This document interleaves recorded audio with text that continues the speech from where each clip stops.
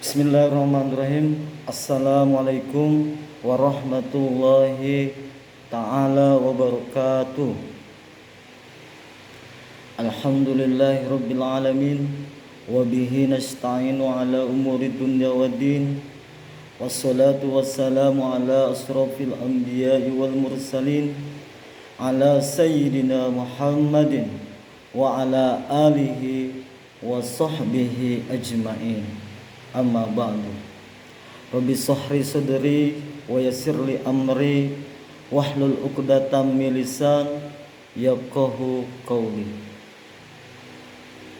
Alhamdulillahirabbil alamin. Puji syukur kehadirat Allah Subhanahu wa taala yang mana pada kesempatan ini atas izinnya, atas karunia-Nya, terutama karunia kesehatan, yang mana kita bisa mengkaji kembali kajian kita untuk hari ini. Mudah-mudahan kabarnya baik, sehat walafiat, diberi kebahagiaan, diberi keberkahan tanpa kekurangan satu hal apapun. Amin ya Allah ya Rabbal alamin. Baiklah, untuk kajian hari ini kita akan membahas tentang amalan-amalan yang disunahkan selama bulan suci Ramadan ini. Ada beberapa amalan yang dicontohkan oleh Rasulullah ketika kita melaksanakan ibadah puasa di bulan suci Ramadan. Lantas, apa saja amalan tersebut? Yang pertama adalah melakukan sholat sunnah, baik di waktu siang maupun di waktu malam. Sholat apa? Di sini ada sholat sunnah qobla, kemudian ada sholat sunnah ba'diyah, kemudian ada sholat sunnah duha, kemudian ada sholat tarawih. Ini kita lakukan ketika di malam hari. Kemudian ada sholat witir, dan terakhir di sini ada sholat tahajud. Ini merupakan amalan sunnah yang kita lakukan selama bulan suci Ramadan ini. Bahkan dianjurkan juga setelah bulan Ramadan pun kita tetap melaksanakan sholat sunnah ini, kecuali sholat tarawih. Karena tarawih ini hanya terjadi di bulan suci Ramadan. Kalau yang qobla, yang ba'da, yang duha, yang tahajud, yang witir, ini kita laksanakan di bulan-bulan lain selain bulan suci Ramadan. Ini untuk amalan yang pertama. Yang kedua, apa amalan sunnah yang kita lakukan di bulan suci Ramadan ini? Yaitu memperbanyak membaca Al-Quran, kemudian membaca hadis, membaca tasbih. Ini adalah amalan yang kita perbanyak di bulan suci Ramadan ini, baik di waktu siang maupun di waktu malam. Selanjutnya, amalan berikutnya yang kita lakukan di bulan suci Ramadan ini dianjurkan, yaitu untuk berinfak dan bersedekah. Kepada siapa? Kepada fakir miskin, kepada kaum duafa, kepada para musafir, kepada yatim piatu, dan kepada orang tua yang sudah renta. Ini dianjurkan selama bulan suci Ramadan ini untuk berinfak dan bersedekah. Selain itu apalagi?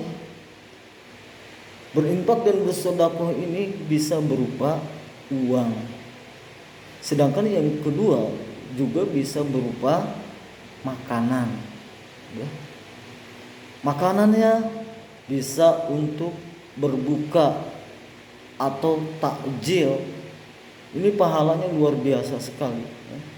Barang siapa yang menyediakan makanan untuk orang berbuka, maka mendapatkan pahala yang sama dari pahala orang yang kita kasih makanan tersebut untuk berbuka, tanpa mengurangi pahala orang yang berbuka tersebut. Kemudian untuk apa lagi makanan ini? Yaitu untuk bersahur. Kita dianjurkan untuk memberikan makanan bagi yang bersahur. Keamalan berikutnya yang kita lakukan adalah membantu orang yang membutuhkan, atau menolong yang kesulitan, atau menolong yang bermasalah, dan melakukan tindakan-tindakan lain yang positif yang bisa membantu kemaslahatan orang lain. Ini kita dianjurkan melakukan hal-hal demikian, menolong, membantu untuk kemaslahatan umat. Lantas apalagi yang menjadi amalan sunnah di bulan suci Ramadan ini? Amalan berikutnya yang kita lakukan adalah menyegerakan berbuka, ya. Yaitu berbuka dengan yang manis. Ini dicontohkan oleh Rasulullah, bahwa Rasulullah ketika datang waktu berbuka, beliau langsung meminum segelas air dan 3 butir kurma. Ini selalu dilakukan oleh Rasulullah beserta para sahabat ketika datangnya waktu berbuka. Kemudian Rasulullah juga mengamalkan ketika berpuasa ini mengakhiri sahur. Sahur ini diakhiri ternyata ketika Rasulullah dan para sahabat berpuasa. Inilah amalan-amalan yang dilakukan, yang dicontohkan oleh Rasulullah dan para sahabat ketika berpuasa selama bulan suci Ramadan. Jadi kesimpulannya, amalan yang dilakukan oleh Rasulullah yang pertama adalah melakukan sholat sunnah.